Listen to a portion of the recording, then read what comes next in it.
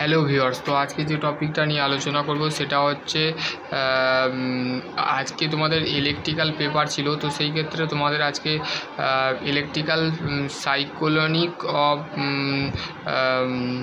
হচ্ছে তোমাদের বলতে গেলে যে টপিকটা নিয়ে আজকে ইলেকট্রিক্যাল পেপার ছিল। তো সেই ক্ষেত্রে তোমাদের প্রথমে ফার্স্ট অফ অল যে কোশ্চেনটা আছে দেখো, correct answer of the brief the explanation of each, এইটাই তোমাদের লাস্ট। তো তোমরা 5th সেমিস্টার উঠে গেছো, ঠিক আছে।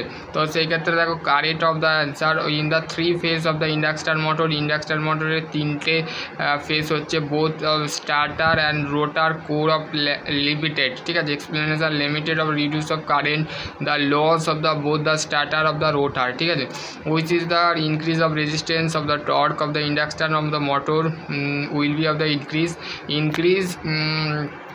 the impedance of matching, ঠিক আছে। নেক্সট কোশ্চেন দেখো, বলতে গেলে তোমাদের 3 phase of the induction motor of the 50 kilowatt of the rotor the wood of the B.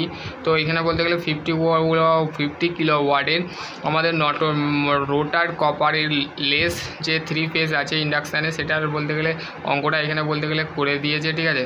তারপরে হচ্ছে কারেন্ট অ্যান্সার হচ্ছে 1.6 কিলোওয়াট, ঠিক আছে। Slip of the motor of the 0.5 of the rotary of the slip year is the এত 1.996, ঠিক আছে। তারপরে হচ্ছে দেখো power of the single phase of the induction motor, light the load of the current answer of the lagging, a light of the road of the diametric of the component, a first of the phases the with of the routing of the winning, the sledding of the rotor of the carriage of the types of the window, ঠিক আছে। তারপর হচ্ছে next হচ্ছে দেখো first phase of the with of the rotary window, স্যাডেট of the pole of the motor, স্যাডেট of the pole of the motor, catch of the type of the without the window, সার্ভিয়াল of the alternator of the parallel of power factor of the determined by the current answer of the power factor of the load, total the load of the factor expression of the execution of the each of the alternator for the zero power of the factor of the power load of the add of the rotor of the flux, ঠিক আছে। তারপর হচ্ছে next হচ্ছে road explanation high operations of the skip of the intermediate, ঠিক আছে। Rule of the high hall of the blades of the motor of the two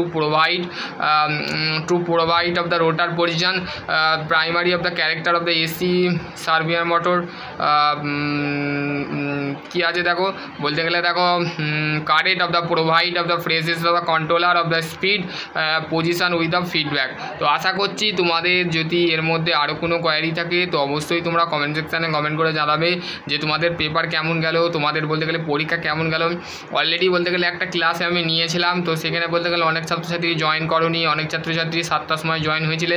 তো সেই ক্ষেত্রে বলবো তোমাদের অবশ্যই ছাত্রছাত্রীদের একমাত্র তোমাদের একটা উপায় আছে, 5th সেমের বলতে গেলে যারা মেকানিক্যাল ইঞ্জিনিয়ারিং আছো, 5th সেমের পাওয়ার প্ল্যান্ট, পাওয়ার ইঞ্জিনিয়ারিং, ঠিক আছে, অ্যাডভান্স ম্যানুফ্যাকচারিং যদি পেড কোর্স নেওয়া, তো সেই ক্ষেত্রে বলতে গেলে ডেসক্রিপশান বক্সে আমার নাম্বার দেওয়া থাকবে, সেক্ষেত্রে বলতে গেলে কন্ট্যাক্ট করে নিতে পারো। আর তোমাদের রেজাল্ট কবে বেরোবে সেই নিয়ে তোমরা বলতে গেলে বেশিরভাগ ছাত্রছাত্রীরা আমাকে বলতে গেলে প্রশ্ন করছো। তো সেই ক্ষেত্রে তোমাদের রেজাল্ট বেরোতে 2 থেকে 2.5 মাসের মধ্যেই তোমাদের রেজাল্ট কিন্তু বেরিয়ে যাবে, ঠিক আছে। 2 থেকে 2.5 মাস মানে জুন জুলাই, মানে এটা ধরে নাও জুলাই মাসের 2nd সপ্তাহ বা বলতে গেলে 1st উইকের মধ্যে কিন্তু রেজাল্ট কিন্তু বেরিয়ে যাবে। তো সেই ক্ষেত্রে বলতে গেলে তোমাদের যে সমস্ত ছাত্রছাত্রীরা এখনও পর্যন্ত কনফিউজড আছো যে তোমাদের রেজাল্ট কবে বেরোবে, তো অবশ্যই তোমাদের রেজাল্ট কিন্তু বেরিয়ে যাবে। 2 মাস টাইম লাগবে। স্টেট কাউন্সিলিং বলতে গেলে এমনিতেই বলতে গেলে বা 2nd সেমের পরীক্ষা হবে, তারপর বলতে গেলে 2nd সেমে তোমাদের খাতা কিন্তু বলতে গেলে 3টে খাতা একসঙ্গেই দেখাবে, 2nd, 4 এবং 6 সেমিস্টার। 4 এবং 6 সেমিস্টারের খাতা বলতে গেলে অলরেডি বলতে গেলে রিপিট বলতে গেলে হচ্ছে। তো সবাই পাস করবে, ঠিক আছে। তো আশা করছি তোমরা বুঝতে পারবে। নেক্সট ভিডিও অন্য কিছু নিয়ে আলোচনা করবো। ততক্ষণ ভালো থেকো, সুস্থ থেকো। Thank you.